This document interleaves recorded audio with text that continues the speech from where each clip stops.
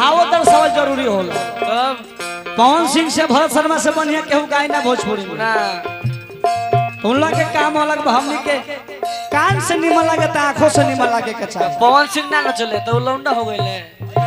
पवन भैया हमारे बार का भैया पुरस्कार देला हार्दिक हार्दिक अभिनंदन है। देखो अरे सासू दी होली टीका